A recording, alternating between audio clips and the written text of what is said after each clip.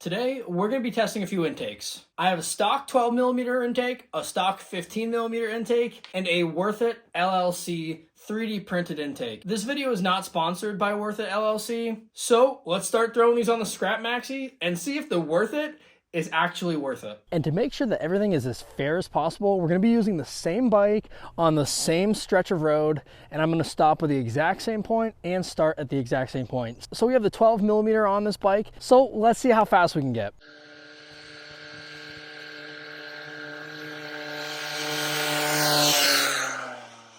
After just filming the ride, I had to run it a second time with my phone in my pocket, which tells me how fast we go. So I'm gonna have to do that each time, and that's okay. It gives the bike a second to warm up.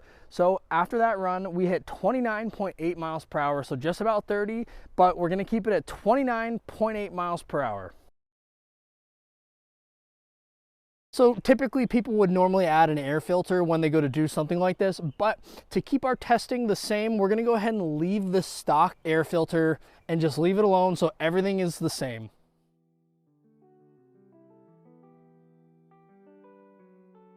So I do want to check what size jet we have, so we're going to go ahead and pop this off, and we got to upjet it anyways because we're putting on the bigger intake. It's just something you have to do, or else you could damage your motor. So let's go ahead, pop this open, see what jet we have, and then install a slightly bigger one.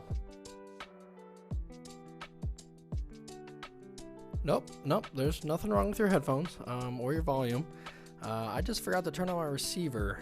So anyways, what I'm saying here is it was running a size 58 jet, so I ended up putting in a 60, which then I would end up regretting it because it doesn't really need to be upjetted with such a small upgrade. I would just not suggest upjetting it. I just did it to make sure I didn't hurt my motor because I do have a freshly rebuilt cylinder. So we ended up putting a 60 jet in it. The 12mm intake was taking a 58, so I figured that maybe upjetting it just a little bit would be the right move. I don't have a 59, or else I probably would have done a 59. Let's go ahead and see how fast this thing runs now.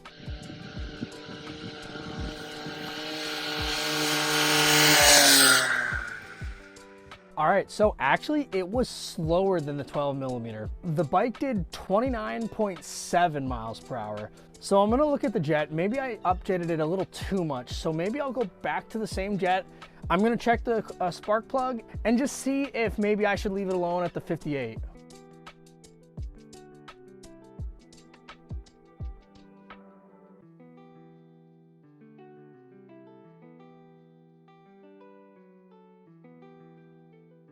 Now let's take this thing for a ride and see if anything changes. So we're back. I checked the spark plug. Everything seems okay. Granted, we should probably do some more mileage on it to really see, but guys, it did the exact same thing. It did 29.8 miles per hour. I'll show you the screenshot here.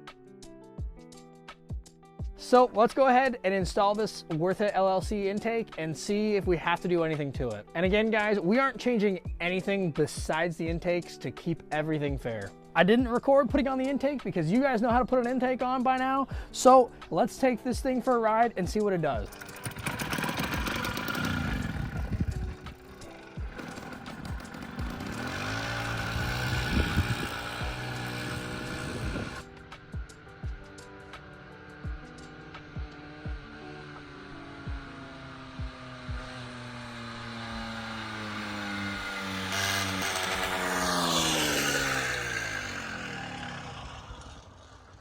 All right, so we're back from our ride, and the bike did 31.2 miles per hour, but it did seem to start dying very quickly after running at full throttle. So I did notice that the carburetor was slipping a little bit, so I put one of the bolts in there to hold everything in place a little bit better. So is the Wirthit LLC intake actually worth it? That's for you guys to decide. It does have a little bit higher of a price tag. I think it's around $30, maybe a little bit more, maybe a little less. It's been a little while. The 12mm and the 15mm both tied for 29.8 miles per hour. With the Wirthit LLC intake, it did a top speed of 31.4 miles per hour. So that's almost a 2 mile per hour increase. I did notice that my carburetor didn't really clamp on tight, so I did have an air leak. I tested it by running the motor, spraying some starting fluid right at the seam where the two come together, and the motor died instantly. So there was definitely an air leak going on there. But I do have to say, I run this intake currently on my Christmas maxi. and I've never really had any issues with it. This is the first time I've ever had that sealing issue, and to be honest, I've had these intakes for about a year. They're the Mark 1 versions, and he's already working on a Mark 2 version. So guys, go check him out. Again, this video is not sponsored by him, and you guys are gonna have to decide whether it's worth it or not for you. So I hope you enjoyed the video. See you guys next week.